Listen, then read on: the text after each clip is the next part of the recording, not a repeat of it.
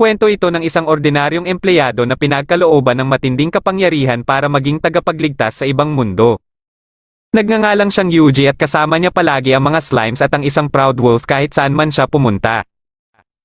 Isang araw ay nagising si Yuji sa kagubatan na sa huling alaala niya ay nakatulog siya sa opisina na kanyang pinagtatrabahuan. Nakita niya dito ang kanyang mga abilidad at nang mahawakan niya ang isang slime ay kaagad niya itong napaamo. Pinasunod siya ng slime na ito sa isang bahay sa di kalayuan.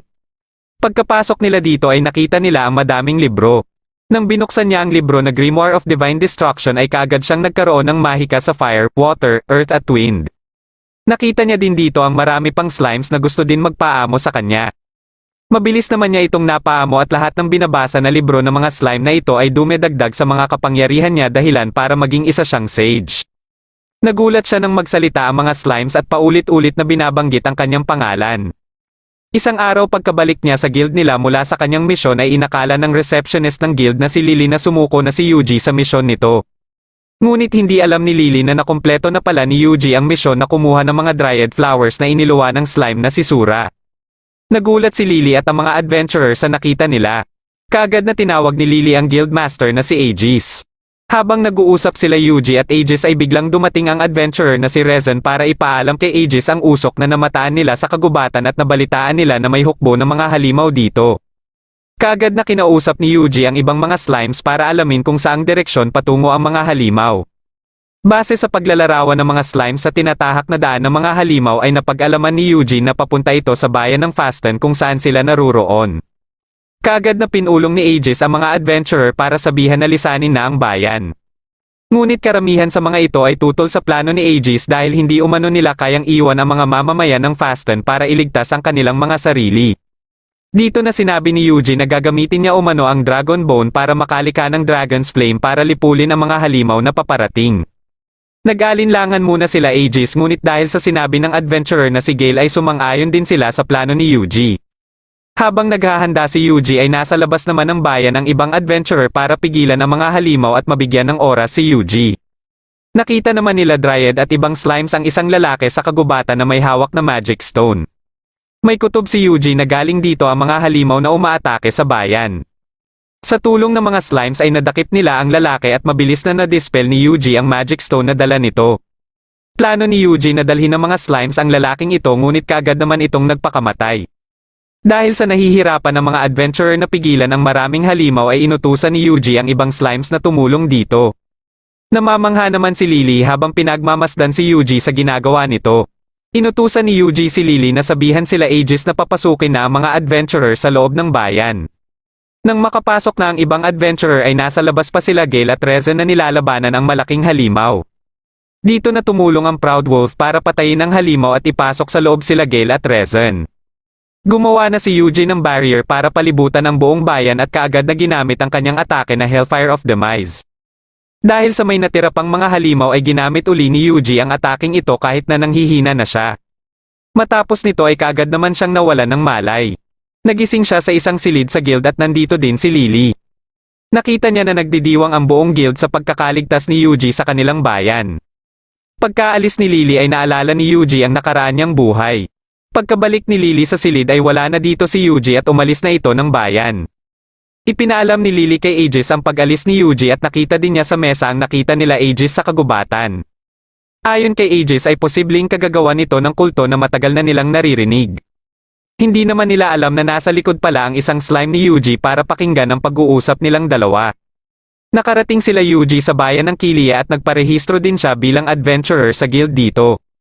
Sa una ay nag-alinlangan muna ang receptionist dito na irehistro siya dahil isa lang siyang tamer ngunit nang makita nito na may enemy track ang ability siya ay kaagad din siyang tinanggap. Habang tumitingin siya ng mga request ay kinausap siya ng tatlong adventurer na sila Rhodis, Tina at Lisa. Bumuo sila ng grupo para sa isang imbestigasyon at kailangan umano nila ang trackang ability ni Yuji. Dahil sa minamaliit ni Rhodis si Yuji sa pagiging tamer nito ay sinabi naman nila Tina at Lisa na mas kainahinala pa umano si Rhodis dahil lahat ng nakasama nito sa mga misyon ay bigla na lang nawala. Matapos pag-usapan ng misyon ay kaagad din silang umalis. Misyon nila na hanapin ang pinagtataguan ng Earth Dragon at trabaho ni Yuji dito ay alamin kung may kalaban sa di kalayuan. Sa tulong ng mga slimes at ng Proud Wolf ay nalaman ni Yuji na may 5 halimaw na lobo sa unahan at kaagad niya itong pinaalam sa iba. Nang makaharap nila ang mga halimaw ay pinatay ito lahat ni Rhodys para magpakitang gilas. Ayon sa mga slimes na pwede naman na sila na lang ang pumatay sa mga halimaw, ngunit ayon naman kay Yuji na mas maganda din na malaman nila kung gaano kalakas ang mga kasamahan niya. Kinagabihan ay si Rhodys ang nagpasya sa pagkakasunod-sunod sa magbabantay habang nagpapahinga ang iba. Nang magising si Yuji ay sinabi ng mga slimes na umalis si Rhodys sa kalagitnaan ng pagbabantay nito. May hindi magandang kutob na dito si Yuji at nalaman din ng mga slimes na nawawala sila Tina at Lisa. Habang tumatakbo si Rhodys ay napansin niya na may sumusunod sa kanya kaya napahinto ito. Maliban sa Proud Wolf at mga slimes ay sinusundan din pala siya nila Tina at Lisa dahil naghinala si Tina sa pagkasunod-sunod ni Rhodys sa magbabantay. Nang palapit na sa kanila si Rhodys ay gumawa ng paraan ng mga slimes para hindi sila madakip. Nagpatuloy si Rhodys sa pagtakbo at sumunod din sila Tina. Pagkadating ni Rhodys sa destinasyon nito ay dito na nalaman ni Yuji kung bakit nawawala ang mga nakasama dati ni Rhodys. Nagpasya sila Tina na umatras muna ngunit nagalaw nila ang tali dahilan para malaman kaagad nila Rhodys na nasa malapit lang sila. Nagpanggap na halimaw ang mga slimes para hindi kaagad lumabas sila Rhodys at nagtagumpay naman sila. Pagkabalik sa loob nila Rhodys ay pinapwesto ni Yuji ang mga slime sa paligid ng bahay at ginamit niya ang ranged frost. Matapos makuha ng mga slimes ang mga katawan sa loob ng bahay ay nakilala nila Tina ang isa dito na si Gelios na kilalang bandido sa lugar. Gamit ang slime ay nakahanap sila ng magandang lugar para magpahinga. Habang nakabantay si Yuji ay naalala niya ang narinig niyang sinabi ni Gelios na kalamidad pagsapit ng Blue Moon na ayon umano sa Blue Moon of Salvation. Sa isip-isip niya ay baka itong Blue Moon of Salvation ang nasa likod ng pag-atake sa bayan ng Fasten at napaisip din siya kung ano itong kalamidad na binanggit ni Gelios. Kinabukasan ay ipinagpatuloy nila ang paghahanap sa pinagtataguan ng Earth Dragon. Napansin nila na nag-iba ang kulay ng kalangitan at nakaramdam ng kakaiba ang mga slimes. Napansin din ito ng Guildmaster sa Killian na si Rayard at ng pari na si Stale. Nabanggit ni Stale ang tungkol sa Blue Moon at dahil hindi ito alam ni Rayard ay ipinakita sa kanya ni Stale ang Book of Legend. Biglang may bumagsak mula sa kalangitan at sabay din na bumalik ang natural na kulay nito. Ito pala ay ang Blue Dragon at kaagad itong naramdaman ni Yuji. Matapos niya itong ipaalam kina Tina at Lisa ay pinasunod sila ni Tina papuntang Delight Canyon dahil kilala umano itong safe zone. Pinona ni Yuji ang Proud Wolf at ang ibang slimes para paslangin ang mga halimaw na nasa unahan. Nang makalampas na sa Delight Canyon ang mga ito ay nagpakita naman kina Yuji ang Earth Dragon. Mabilis na nagtago sila Tina at nilabanan ni Yuji ang Earth Dragon. Sa tigas ng balat nito ay hindi ito tinatabla ng mahihinang atake lang. Dahil alam ni Yuji na paparating na ang malakas na bugso ng hangin ay pamwesto siya malapit dito kaya hindi nakaatake ang dragon. Dito na ginamit ni Yuji ang Hellfire of Decimation dahilan para buto na lang ang matira sa Earth Dragon. Pagkabalik nila ng guild ay ipinakita nila ang bungo ng Earth Dragon at ang naninigas na katawan ni Gelios dahilan para bigyan sila ng malaking pabuya. Nilapitan naman ni Rayard si Yuji para isama ito sa pagpupulong tungkol sa Blue Dragon at paano nila ito matatalo. Dahil alam ni Rayard na nakita ni Yuji ang Blue Dragon kaya pinalarawan niya ito. Dito na sinabi ni Stale ang sinasabi sa Book of Legends na katapos magpakita ng Blue Dragon ay wawasakin nito ang buong kontinente sa loob lang ng 3 araw. Ayon sa libro ay isang sugo na may kapangyarihan na kayang tapatan ng isang Diyos ang tatalo sa Blue Dragon. Biglang naalala ni Rayard ang isinagawang ritual sa Cathedral 30 taon na ang nakakaraan na Spirit Summoning Ceremony. At mag-e-epekto ito eksaktong ika-30 taon mismo ang makalipas na 1 linggo na ang nakakaraan. Muling dumilim ang kalangitan at ayon sa mga slimes na sumusubaybay sa Blue Dragon ay mas lumaki pa umano ito. Nagpasya si Rayard na kakalabanin ng guild ang Blue Dragon sa abot ng kanilang makakaya. Kasama din sa operasyon para kalabanin ng Blue Dragon sila Tina at Lisa. Kinausap ni Stale si Yuji at meron itong ibinigay kay Yuji na punyal na dala nito mula sa cathedral. Kinagabihan ay ipinaalam sa kanya ng mga slimes na mas lumaki na naman ang Blue Dragon. Naalala ni Yuji ang sinabi sa kanya ni Rezen tungkol sa fireball niya na sobrang lakas umano kaya may gusto siyang subukan dito. Pinuntahan nila ang Blue Dragon para labanan na ito. Ginamit ni Yuji ang Hellfire of Demise ngunit hindi ito tumalab sa Blue Dragon. Napansin niya na hinihigop ng dragon ang magical energy ng kagubatan kaya mas lumalaki pa ito. Nagpasya si Yuji na gamitin na ang punyal na ibinigay sa kanya at nilapitan niya ang dragon. Nang matamaan niya ito sa mata ay ginamit niya ang Hellfire of Demise. Akala ni Yuji ay natalo niya na ito ngunit bigla siyang inatake nito. Habang sinasangga ang atake ng dragon ay nakita niya ang Divine Strike at ginamit niya ito sa dragon. Nilapitan niya ito at sa kombinasyon ng punyal at Hellfire of Demise ay tuluyan na niyang napatay ang Blue Dragon. Kinaumagahan ay binisita siya ni Rayard para ipaalam ang pagkatalo ng Blue Dragon na ayon kay Stale ay kagagawan umano ng isang tao. Sinabihan din siya nito na pwede niya umanong hinga ng tulong ang guild dahil may kutob na din sila Rayard na siya ang pumislang sa Blue Dragon. Sinabihan niya sila Tina at Lisa na aalis na siya ng bayan at tinanong sa dalawa ang bayan na mairerekomenda ng mga ito sa kanya. Inirekomenda ni Lisa ang bayan ng Ricaardo at sinang-ayunan naman ito ni Tina. Umalis din kaagad sila Yuji at habang nasa daan ay bigla siyang kinausap ni Dryad. Ipinalam nito sa kanya ang dalawang klase ng kabute na tumubo sa pinaglabanan nila ng Blue Dragon. Ayon kay Dryad na ang pulang kabute ay kaya niyang gawing sage potions at ang asul na kabute naman ay magagawa niyang mana restoratives. Matapos tipunin ng mga slimes ang mga kabute ay inumpisahan ni Dryad ang paggawa ng mana restoratives.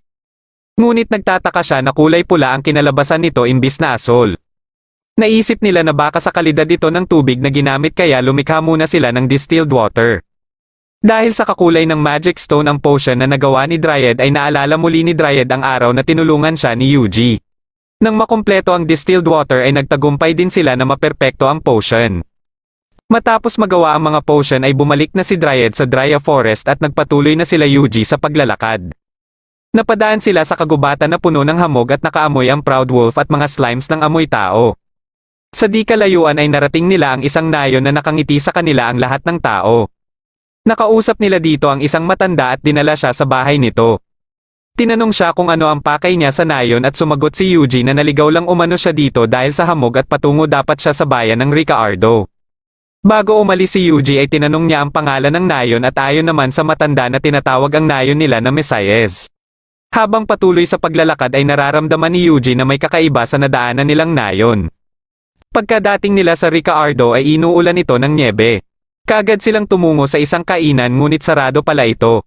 Ayon sa babae dito ay kinukulang umano sila ng panggatong dahil ginagamit nila ito para lang sa pagpapainit. Dahil dito ay nagpasya si Yuji na kumuha ng panggatong sa kagubatan at gamit ang mga slimes ay pinatuyo niya ito hanggang sa pwede na itong magamit. Matapos niya itong dalhin sa kainan ay nagawa na din siyang ipagluto dito. Matapos kumain ay pumunta si Yuji sa guild para sumali sa misyon sa pagkuha ng mga panggatong. Nakilala niya dito si Wadka na namumuno sa misyon na ito. Natanong ni Yuji kay Wadka ang tungkol sa kalapit na nayon na Mesias. Ayon kay Wadka na matagal na umanong walang naninirahang tao sa nayon ito kaya nagtaka si Yuji kung ano yung mga nakita niya sa nayon. Nag-umpisa na si Yuji sa trabaho at nagugulat na lang sila Wadka na mabilis lang ni Yuji na nagagawa ito. Nang madala na nila ang mga panggatong sa guild ay naikwento ng receptionist ang tungkol sa alamat ng mga slimes na narinig nito umano sa isang simbahan. Naalala ni Yuji ang pari na si Stale kaya gusto niya itong tanungin kung magkita sila ulit. Ipinagpatuloy ni Yuji ang trabaho hanggang sa makumpleto nito ang 3 araw na pangangailangan ng buong bayan. Habang kumakain si Yuji sa kainan ay nalaman din niya na inaatake ng mga halimaw ang mga pananim na Rishia herb. Pinapanta ni Yuji sa taniman ng Rishia herb ang mga slimes pati na din ang Proud Wolf. Habang pinapatay ng mga ito ang mga halimaw dito ay nakakita ang mga ito ng parang bola ang kristal. Pinakita ito ni Yuji kay Dryad ngunit hindi din ito alam kung anong bagay ito. Nang hawakan ito ni Yuji ay nagbago ito ng kulay sa paghigop ng kanyang mahika kaya naisip ni Yuji na kapareho ito ng magic stone. Dito na napagtanto ni Dryad na kaya pala mababa ang magical energy sa lugar ay dahil hinihigop ito ng bagay na ito.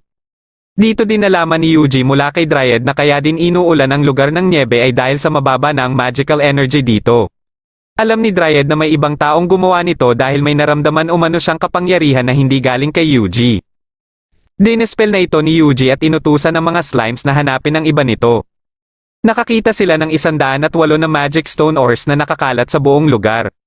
Dahil sa pabilog ang pagkakakalat ng mga ito kaya naisip ni Yuji na baka may makita sila sa gitna nito. Nagpasya si Yuji na sirain ang kagubatan dahil alam niyang hindi na ito normal.